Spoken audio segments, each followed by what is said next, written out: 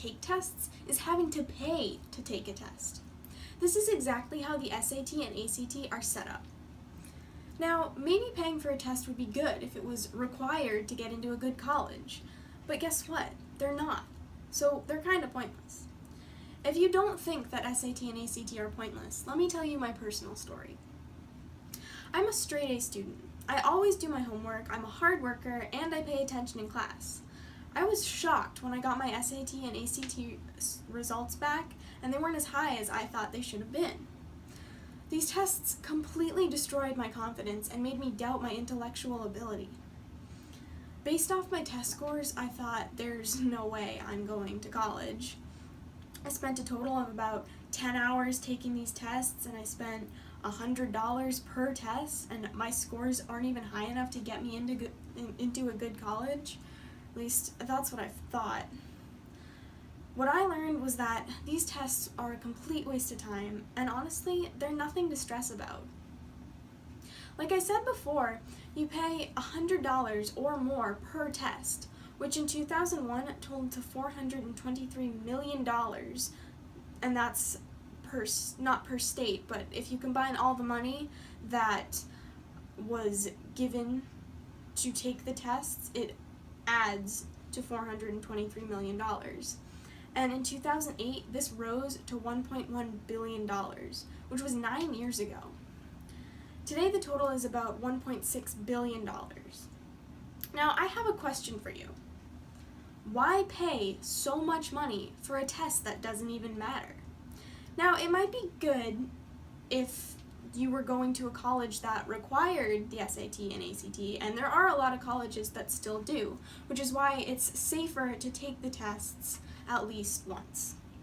But most colleges don't require them, so if you take them once and you don't do good on them, there's plenty of other colleges that don't require them that you could still get into.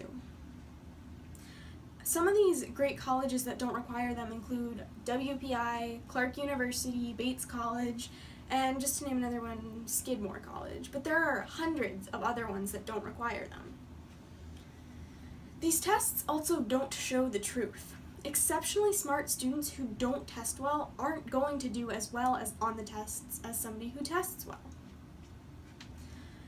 These tests, which shows that these tests don't prove anything. They're designed for people who test well and can get a test done in a certain amount of time. They're also in an artificial setting. I mean, where in the real world are you not going to be allowed to ask for questions or use a computer or a smartphone to look up information or even talk to your peers?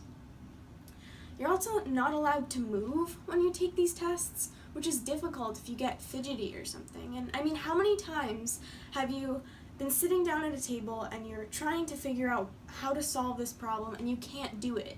But what you do is you get up and you walk around, take a little break, and then come back to it, and then boom, the answer's right there.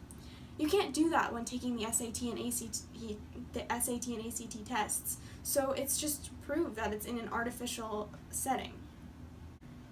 The SAT and ACT need to be modified so that they're more compatible with the real world. Another flaw in the SAT and ACT system is that teachers teach for these tests, which sounds like it would be great, but it's not. If teachers actually taught for the SAT and ACT, then why do students feel so unprepared when they're taking them? It's because teachers focus on getting through all the material that they don't realize whether or not their students have actually learned this, which causes extreme stress when taking the test. If teachers taught for the knowledge of their students, not just for a test, then students would naturally do better. In 2003, the average SAT score was 1539 out of 1,600 points.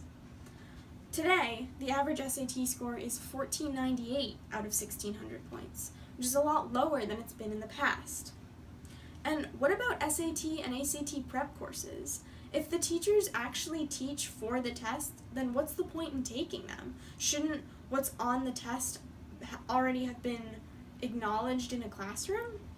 If teachers actually teach for the test, then what's the point in taking these extra classes and paying even more money? If teachers taught just for the sake of their students' learning, then students would do so much better on these tests. These tests also cause major stress, which causes some students to cheat on them, which isn't helpful to anyone. This test anxiety is caused because people think that if they don't do well on these tests, then they're not going to get into college, which, like I said before, doesn't matter. There are plenty of colleges that don't require the SAT and ACT. From this presentation, I hope that you understood that the SAT and ACT are nothing to stress about, because colleges don't require them. People who naturally test better are going to do better on these tests. That's just how it works. Also, people who spend more money to take these tests are going to do better. If you spend all this extra money to go to these SAT and ACT prep courses, then you're naturally going to do better. It's not a matter of how intelligent you are, it's more of how much practice you've had. So the more practice you've had taking these tests, the better you'll do. So when you take your first SAT and ACT, don't stress about it. It doesn't determine whether or not you can go to college, it just shows how much practice you've had.